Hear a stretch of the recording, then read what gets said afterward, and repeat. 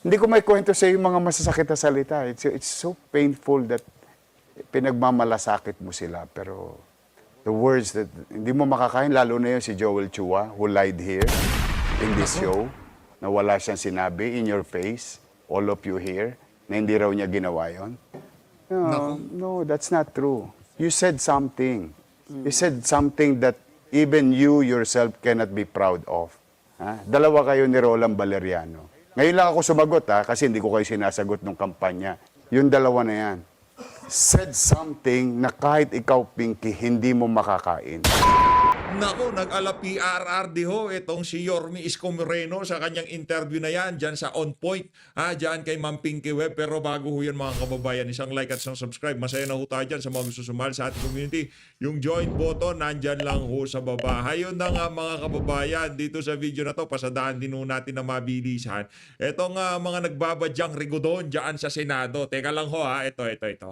Ito mga kababayan yung nagbabadyang rigodon sa Senado. Base o dito sa ating nakitang post na to sa Newswatch Plus Philippines. Just in, presumptive Senator Tito Soto confirmed that 3 to 4 senators have approached him about becoming Senate President in the 20th Congress. Anak ng toko, yan ang nga ba sinasabi natin? Dito sa isa na to, wala nang control yan si Kokak. Hindi magpapahawak sa liig yan si Soto dito kay Kokak. Hindi natin alam, baka magpahawak din. Pero ang ating sigurado dito, Chis Escudero, sa ginawa mong pagpapakaaso sa administrasyon, yan tuloy napapala mo. Mga malamang sa malamang, isa o dalawa dyan sa nag-approach na yan dito kay Tito Soto para maging susunod na Senate President, malamang sa malamang, hindi ho yan kakapanalo. Malamang sa malamang, mga kasalukuyang nakaupong senador dahil ayaw nila sa pamumuno nitong si Chis Escudero. Kaya kung ako sa iyo, Chis Escudero, mag-report ka na sa amo mo. Yang si Lisa Araneta Marcos, sabihin mo, ayusin na niya dahil sa pagpasok ng 20th Congress, sigurado tatrabahuin ka. Yan ang ating nakikita dito. Pero kung tayo tatanungin, mas deserving itong si Congressman... Senator Rodante Marcoleta ang maging susunod na Senate President para wala na tayong makitang napakaraming kabalbalan. Kasi kung sakaling yan ang naging Senate President, parang ganun din, di ba? Kasama sa kasama sa alyansa ng mga mambubudol yan si Tito Soto. Ito. They're saying that their peers are ready to support me. Sabi ko naman, if I have the 13, I will accept. Soto tells reporter. Ano na yan? Kumbaga, kung ako dito kay Chis Escudero, magalsa balutan na siya. Kung yang si Soto mauupo bilang Senate President at hindi na itong si Chis Escudero, iba hong larawan ng ating makikita sa impeachment trial ni VP Sara. At kung ang maupo naman bilang Senate President itong si Rodante Marcoleta sa pagpasok ng 20th Congress, mas iba hong impeachment trial ang makikita natin diyan sa Senado. Tayo hindi naman kahit na sino ang sa tingin natin pwedeng umupo diyan Hingan natin. Yang si Senator Rodante Marcoleta, yan, pwede yan. Sino ba? Jinggoy Estrada, siguro, pwede yan. O sino pa ba? Itong si Soto, ayoko kasi nasa alyansa yan Sumama sa alyansa ng mga mambubudol, panalo na siya kahit anong mangyari. Ito, magpakatotoo tayo. Kahit na walang ginawa yan sa napakaraming panahon na panunungkulan niya bilang senador, mananalo ang senador yan dahil meron ho siyang bulaga. Nakikita ho siya doon. May name recall, household name na ho siya. Kahit sino nakakakilala sa kanya, di ba? Kaya ano ho yan talaga, kumbaga isa na ho siya. Silang dalawa nitong si Ping, yan, kahit ayaw ho natin, yun na talaga ang totoo. Mananalo. Kung nagkaroon man ng dayaan, pinanalo tong dalawa na to, posible. Kasi dyan sa automated election na yan, wala naman nung sigurado. Ang sinasabi ko natin dito, nung pang-una, sinasabi natin, hindi hindi ka panipaniwala, hindi tayo dapat magtiwala dyan sa automated election. Dahil maraming hokus-pokus. Magkagayon pa man, nanalo na ang nanalo, natalo na ang mga natalo, focus na ho tayo sa mga susunod na kabanata ng politika sa ating bansa. Ano ba yung mga susunod na kabanata na yan? Pagpuproklama ng mga nanalo ng mga senador sa papalapit na ika nga, dito sa pagpasok ng 20th Congress, sino-sino yung mga yan? Di ba? Kung ano ang magiging timpla ng impeachment nitong si Vice President Sara Duterte, yung impeachment trial. Kung makakauwi ba dito sa Pilipinas itong si dating Pangulong Rodrigo Duterte, tayo ay umaasa na sa lalong madaling panahon makapanumpa diyan sa Davao City itong si Mayor Rodrigo Duterte. At dito sa bahagi ng video natin na to, alam niyo na ho kung anong pag-uusapan natin. Siyempre, itong si Yorme Isko Moreno, nag-ala President Rodrigo Duterte itong si Yorme dito sa interview niya dito kay Ma'am Pinky Web. Nabulaga ito si Ma'am Pinky Web. Ito, pakinggan na lang muna natin Yorme, mga good kabayan. evening. Maraming salamat sa iyong oras at sa pagbisita dito kahit na traffic. Oo, maraming salamat sa iyo, Pinky, at sa lahat ng staff ng Bilyonaryo at sa ating mga televiewers. Magandang gabi po sa inyo. Hindi ka pa ba pagod? Konti lang. Siyempre, I have to deal with our volunteers. At least, the very least, thank them sa hirap for, I think, 8 months, no? 8 months of uncertainty and challenges.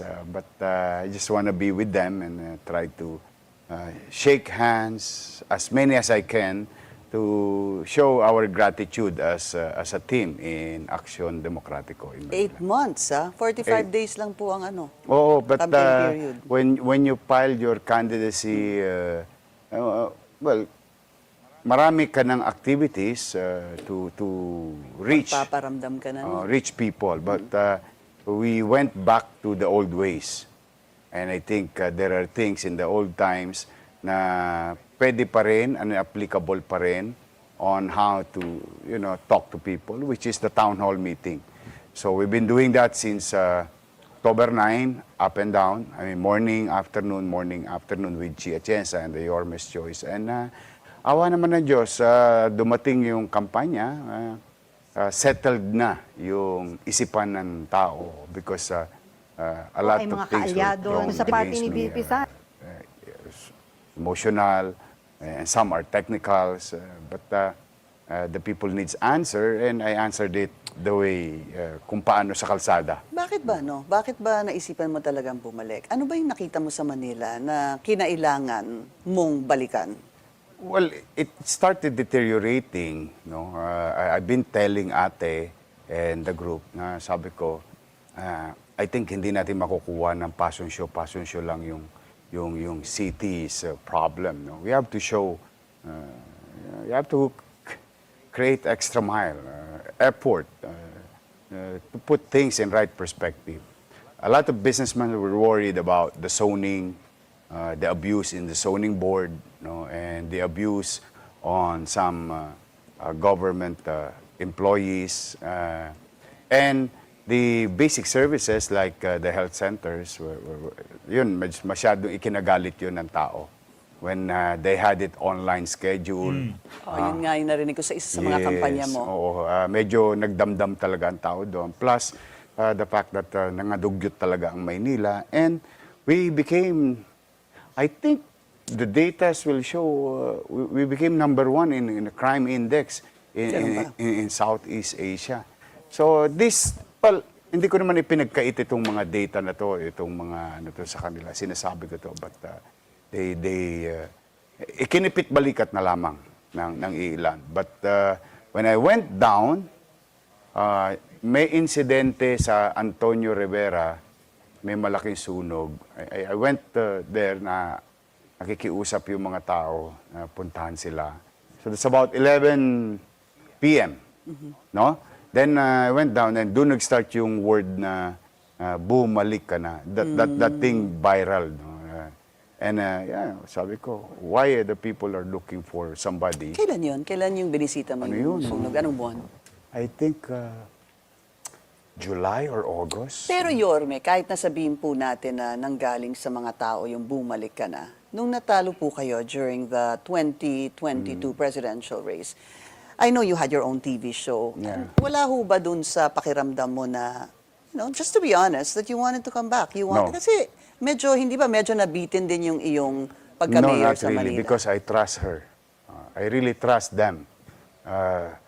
All of them, including those two congressmen who were your guests, I think a few weeks ago. All of them, I really trusted them that they will do their job because modesty aside, ninurture ko naman lahat sila eh. Lahat naman sila participated.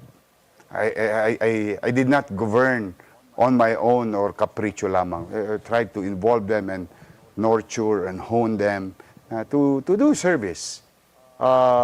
Siyempre, nung nawala na ako, medyo okay lang naman yung mag-iba ng kaunti kasi gusto mo na sarili mong, what you call branding or sarili mong pagkakilala. But yourself is, kumbaga di mo naman kailangan pasikatin ang sarili mo. Kusa ka naman sisikat kung nagtrabaho ko naman talaga at nagtatrabaho ka talaga. Naturally, people will love you. Remember, Totoo yan mga kababayan, hindi mo kailangan pangalandakan na ganito, ganyan. Makikita ng tao kung ano ginagawa mo at doon sila magdidesisyon sa mga kung anong magiging pananaw nila sa iyo. Yaang ang pangalan kalaban nitong si Yorme, na masyado ho siyang nagpalamon sa politika. Masyado ho siyang nagpakaaso sa administrasyon. wala namang gastos talaga ang boto. Ang boto binibigay ng tao base sa resulta ng trabaho mo. No?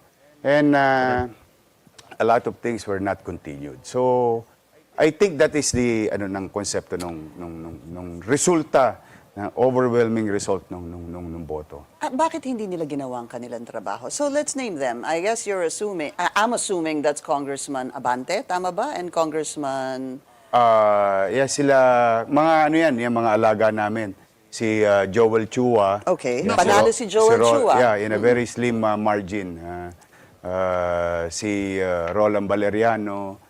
Okay, mga si alaga Joel naman Chua namin. won by 4,000 votes. Yes. Valeriano won by 6,000 votes. Yes. Abante lost by 1,000 Yes. votes lang, ha? Yes. So, sinong sinasabi mong... Lahat sila, mga katim ko lahat yan. Mga alaga ko yan. Wala naman sa kanilang naiwan sa'yo. Lahat sila was with Mayor Honey. Yeah. Yes. Because maybe they opted to believe on what they want to believe that they're doing their job. Which I respect. As you can see, during the campaign, wala naman akong binatikos sa kanila except that yung personal attack nila, tingin ko nag-boomerang lahat sa kanila. Okay, let's clarify this. Wala kang personal na attack sa kanila. Of course, Yes. pag-usapan natin yan, no? Kasi sa Manila, please correct me if I'm wrong, Yorme, Sure. 6 districts, right? Yes. 6 po yan, dati iyo. Diba? Yes. 5 sa kanila, pumunta kay Mayor Honey. Yes. Naiwan kay Mayor Honey, 1 Yes. napunta sa'yo. Sino po yung napunta sa'yo? Si Ernix Junicio. Okay, si Junicio. Alright. So, wala ngang naiwan sa'yo, pero hindi mo sila binatikos. Pero nung pumunta naman sa'yo, si VP Sara, at nangampanya talaga doon, ay siya naman ang bumatikos doon sa mga congressman, di ho ba?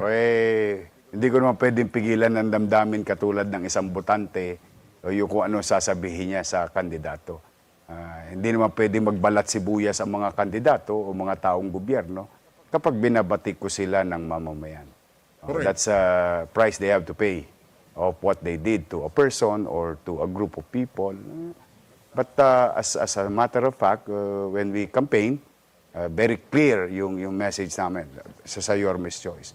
Sabi ko, magsabi na lang kayo ng gagawin ninyo kung kayo'y papasok. At kung kayo naman ay pabalik, you just tell them what you did and let the people decide. And awa naman ng Diyos. So, yun naman talagang nangyari. Doon sa 6 districts, no, Yorme, 3 yung were participating rather in the Quadcom or yung sa confidential fund. So, I'll identify them, sorry. They are Congressman Joel Chua, Congressman Roland Valeriano, Benny Abante. Yung po, Nako. 2 po, panalo, Markado na yung isang mga yan, casualty, markado na. isang talo si Congressman Abante. Paano po yung magiging working relationship ninyo? Well, they have their own house. They call it the House of Representative. I hope they will do their job there. And ako naman, nanawagan na ako sa mga leader at mamamayan na magbati-bati na. No? Because there's so much words thrown to us. Very hurtful. In fact, mararamdaman mo yun, alam mo sa proklamasyon. Even they're winning, nobody appreciate their winning. Nung tinaas yung kanilang mga kamay, ganun ba? Well, you can ask Paulo. He was there. Paulo Barcelon, a reporter. Oh, from Bilyonaryo.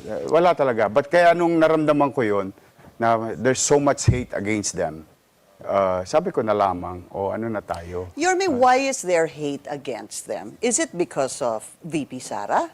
Or is it because of you? I don't know. But one thing is for sure, alam ng tao na inalagaan ko sila. We nurtured them and gave them a chance, and they opted to gang up on me. I think yun ang... More sa'yo? Hindi ko alam. Kasi it's a fluid. I cannot just monopolize feelings and baka meron ding galit about what they did to Duterte family, the abuse of authority being done to the Duterte family by them, those congressmen mentioned. And we saw it on television. Masyado naman kasing garapal, abusado. Garapal. At Yan. Galing na ho mismo kay Yorme. Masyado talagang garapal ang ginawa nila sa mga Duterte. Di lang ho kay VP Sara, di lang ho kay Tatay Digong, maging kay Mayor Baste Duterte. Kung pwede nga lang nila sigurong gurgurin ang mga Duterte na to, ginurgur na ho nila, kaso hindi lang ho talaga pwede. Wala namang mangyayari. Pagka ginurgur mo yan, yung mga taga-suporta, talagang ika nga, hahanap sila, pero hahanap sila na masusuportahan, pero sigurado ho tayo kailanman hindi makakatikim itong mga itong mga loyalista, itong mga nasa administrasyon doon sa suportang ipapakita ng mga taga-suporta nitong si dating Pangulong Rodrigo Duterte. Kung sino man ang susuportahan nitong si Tatay Digong, di ba?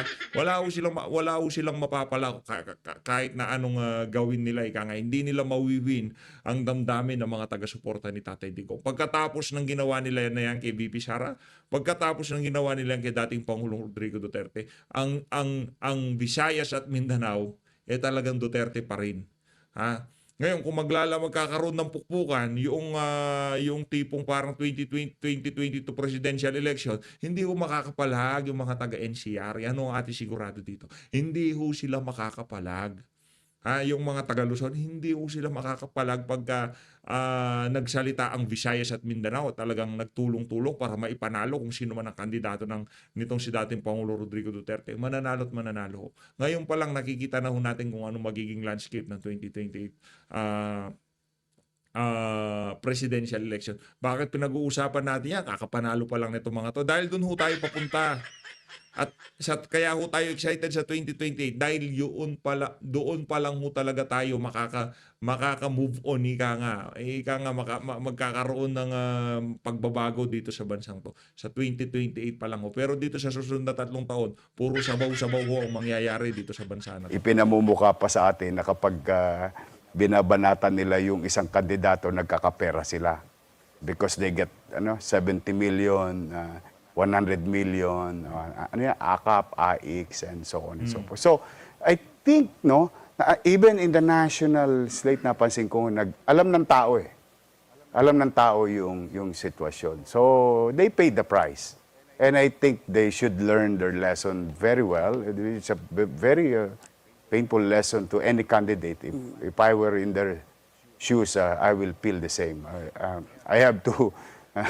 Kailangan ko ayusin ang sarili ko kung ako yung nasa sitwasyon nila. Nung kayo po ay tumakbong presidente noong 2022, kayo po natalo. Yes. Marami din po ngayong sinasabing kagulat-gulat na natalo this election. What kind of advice will you give those who have lost the senatorial race, the congressional race, or even the local race?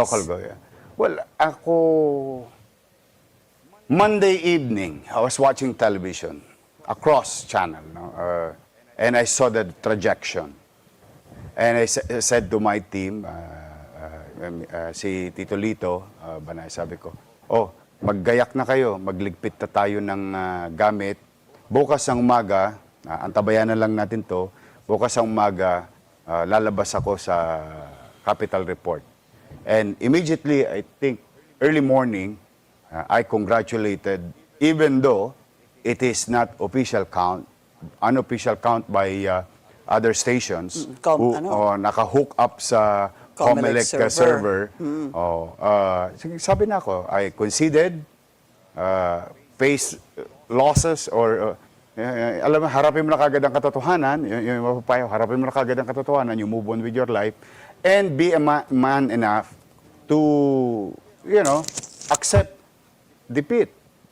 Yung halimbawa, sinabi ko, congratulations sa President-elect Ferdinand Marcos Jr. At marami salamat sa supporters natin. Tahimik na tayo, umuwi na tayo, magpahinga na tayo. Because why do you have to say that? Let's put that in a community level. Kapag hindi ka pa sumusuko at alam mong talo ka na, mainit pa rin ang ulo ng mga tao mo. At damdamin, yung alimpuyo ng tao, nananatili pa rin. But as a leader, ikaw na mismo lagi ang nagsasabi, ano na, tiklop na lamesa, tapos na telon, bumaba na telon, uwi na tayo, pahinga na tayo, maraming salamat. I think that's the first advice, because the fastest that you can move on with your life, yung sakit, masakit matalo po, I'm telling you, twice na ako nadadali. Senator, Presidente. Masakit matalo. Don't get me wrong. Iiyak ka lang saglit. Pero be man enough. I mean, like, talagang ganun. May panalo, may talo. Then you can move on with your lives. Because if not, ano yan para ka nananaginip lagi. Napapanaginipan mo lagi yung hindi mo matanggap sa buhay. So, para bang lead by example, tanggapin mo, sabihin mo, announce it so that your Yes. followers will also accept it. Parang ganon. Yes. So maybe that would be the advice you would have. Just very quickly before we go on a break, kayo ba nung araw ng eleksyon ng 2022, did you know you were gonna lose? No. Yes. Sa perspective ng data gathering, the last survey was done, I think, a week before.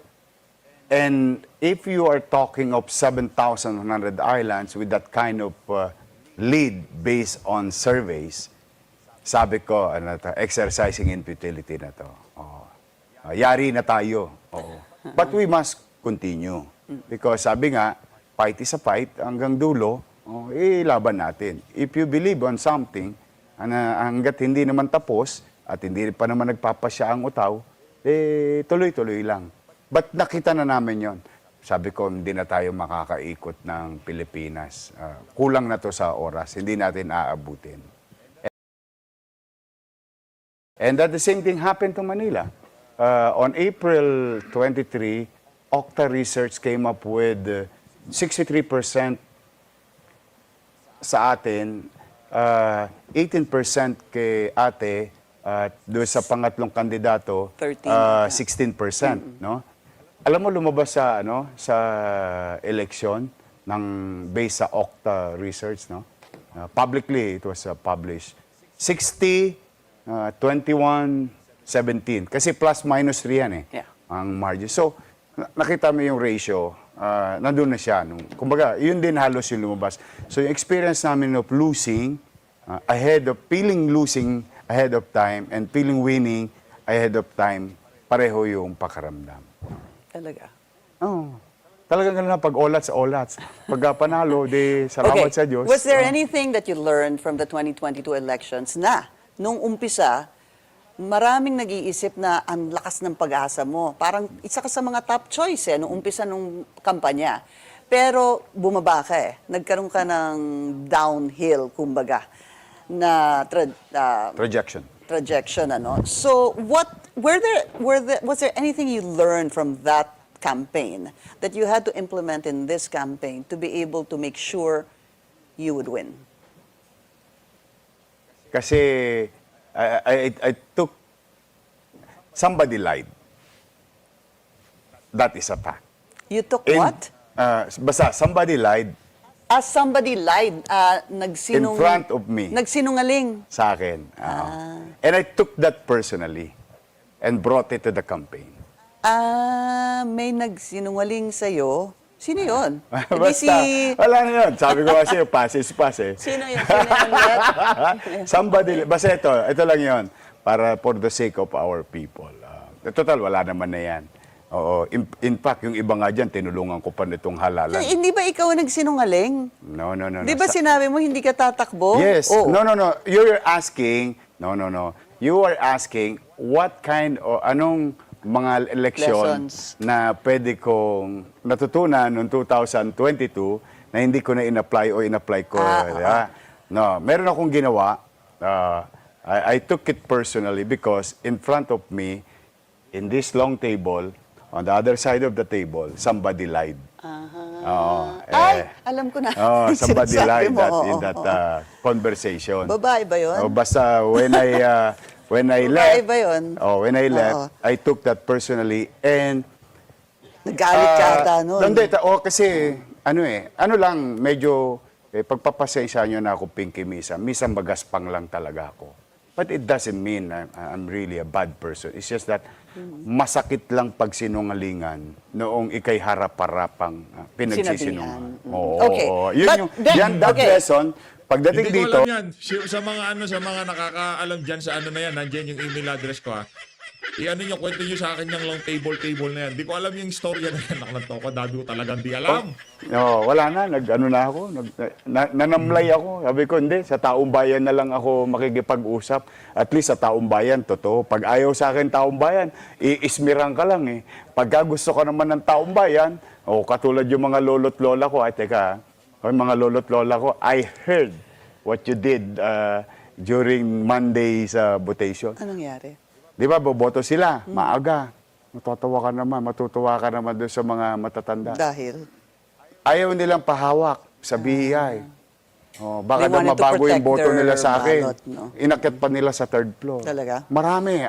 It's a simultaneous report. So that's why, mga lolo't lola ko, I love you. Thank you very Pero much. naging, nung mayor ka, I remember one of your campaign promises was really to get them jobs. Tumatak kasi sa akin yun, Yorme, kasi sinasabi mo before, nangangampanya ka pa lang nun, may video ka nun that you wanted the private companies to employ, I don't know, 20% ba yung sabi At mo? the very least. 20% na senior citizens. Yun yung iyong way para magkaroon ng trabaho naman yung mga... Those who are So, able, Yeah. those who are able, still functioning, mapapakinabangan nila sa hanap buhay nila, ay bigyan nila ng pagkakataon. Because the Japanese is doing it, the Taiwanese is doing it.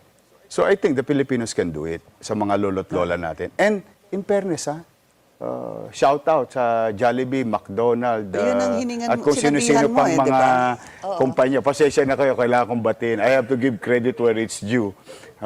Those company Yeah. really hired PWD, solo parent, and senior Yeah, citizen. that was very important when you did that. We need to take a very short break. We'll be back with move to other topics, no, Yorme. So yung sinabi mo ngayon, I need to ask you this because ikaw din ay nangako na hindi ka tatakbo, di ba? Yes. I know sinagot mo na to, but kailangan ko lang ulit tanungin. You went back. You didn't honor your word also to your vice mayor back then. Na naniwala na nasa kanya na ang mayoral post at hindi ka na babalik. Tama naman yun. In fact, alam din niya eh. Alam niya yung mga schedules namin eh. That I am retired. She knows it. In fact, I told him so many times. Trying to give her data as a matter of concern at malasakit sa kanya. Kaya lang talagang hindi niya kinaya yung mga nakapalibot na congressman. She were made to believe that she's doing okay. And those people, yung mga congressman na yun, ano naman yun personal interest lang naman ang gusto nung mailigtas ang ulo nila. My concern is the people of Manila. Nako. I asked the people of Manila to vote for you. At some level, whether it is small, I don't know how you sukatin, no? Yung kung paano mo susukatin. I said you are a good mayor. And you did not. anong mukha naman ang iharap ko sa mga taga Maynila na ipinagpariwara ko sila? So you how would it be right to say you were very disappointed with the performance? Yes. Very disappointed, Yes. ganon? Yes. And we ran a data, I think that was May or June, may isang nagbalak sa Maynila. Tinest namin data. And it's overwhelmingly mananalo yung tao na yun. May nagbalak na tumakbo. Yes. Nira niyo yung nag-survey kayo. Yung particular person na yun. Hindi si Sam Versosa. No, not Iba him. pa? I think si Amy Marco, no, hindi. basta somebody. We ran the numbers, then overwhelmingly, iboboto yung tao na yun. Si Sam is running for Congress. I think he bought also data in my absence. Kasi madali siyang bumili ng data eh. For them, 2 million is nothing. No? Yung mga kandidato, mga bilyonaryo naman yan eh. Then, Ikaw hindi? sinubok namin ngayon. Sabi ko nga, maglagay ka nga ng karga, tanong. Karga, yung rider question. So, tinest namin itong mga taon to. Talaga si Ate Tel Ender. Sa dulo siya ng walang hanggan. Sa totoo lang. Total, tapos naman ang lahat. In hindsight na tayo, no? Parang, sabi, ba't ganun? Ganun kasama.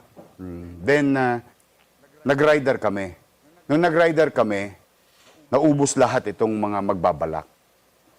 And overwhelmingly, at 81%, including others, yun ang lumabas na, no? Quick So, question about that. I know you're not gonna say who this person is, but yung nagbalak, wala ho ba siyang kakayanan? Sobrang dami niyang kakayanan. Sobra. Okay. Sobrang dami niyang kakayanan. Hindi ko masabing who is she. Basta, they have resources. She siya, Political diba? weight and other resources and means, no? Okay. Kawawa naman ang ate ko. Di talaga nababagabag ako. And I told them, ito yung... Pinakita mo? Oo. Tapos wala. Hindi ko may kwento sa yung mga masasakit na salita. It's so painful that pinagmamalasakit mo sila. Pero the words that hindi mo makakain, lalo na yun si Joel Chua, who lied here in this show, na wala siyang sinabi in your face, all of you here, na hindi raw niya ginawa yun. No, that's not true. You said something. You said something that even you yourself cannot be proud of. To me. Okay. All right. Andiyan si Letlet. Andiyan si Letlet. Ayan, oo. Buhay pa si Letlet. Dalawa kayo ni Roland Valeriano. Ngayon lang ako sumagot kasi hindi ko kayo sinasagot ng kampanya. Ayoko ma-blur. Ayoko ma-blur yung damdamin ng tao. Gusto ko fix ang eyesight ng tao based on program of governance ang i-offer. But in hindsight, yung dalawa na yan, said something na kahit ikaw, Pinky, hindi mo makakain. Naku po. Matindi Yun ang talaga itong katotohanan. dalawa na to. Oo. Now, kung gusto nyo, total, tapos naman ang lahat, edi mag-lie detector test tayo. Kumbaga, para malaman natin kung sino nagsasabi So, ng you're not totoo. at liberty to tell us ano yung sinabi nilang dalawa? Hindi mo makakain. And the way the actuation you're in the corner, the way the physical actuation on how they treat you, yung kung paano ka pagsalitaan ng mga taong at one point in time they are in the streets, you believe in them, nurture them, hone them, give them chance, you're happy, you became successful, and the least thing that you can, expect is, pare, kape naman tayo. But yung sigaw-sigawan ka't pagsalitaan ka ng hindi maganda, and you have a balls to say in Bilyonaryo that wala kayong sinabi. Okay. You're fooling the viewers and the broadcasters. Be man enough. Anyway, tapos na ang halalan. At least, magkikita-kita pa rin naman tayo. Ngayon ako sumasagot. So not to confuse the people based on emotional voting. I really wanted the people of Manila decide based on performance. But now, Pinky, I'm here telling them straight, be man na. Naku po. Total lang, tatapang nyo sa Quadcom eh. Oo. Pag dito sa television mukhang di ko maintindihan. But pinatawad ko na kayo. O gusto nyo naman marinig. Yan naman si Yorme, mapagpatawad ho yan. Kung ang Diyos ay nagpapatawad, ako pa kaya tao lang. Pinatawad ko na kayo. Nakamove on na ako sa buhay. Yung pagpapatawad mo ba, of course, mayor ka naman, lawmaker naman sila, magkakaroon ho ba ng pagkakataon na, Huwag silang lalabag sa batas. is that a warning? Of course. Naku. It's a fair warning to everyone. The people of Manila deserves better. They wanted Valeriano. certainty.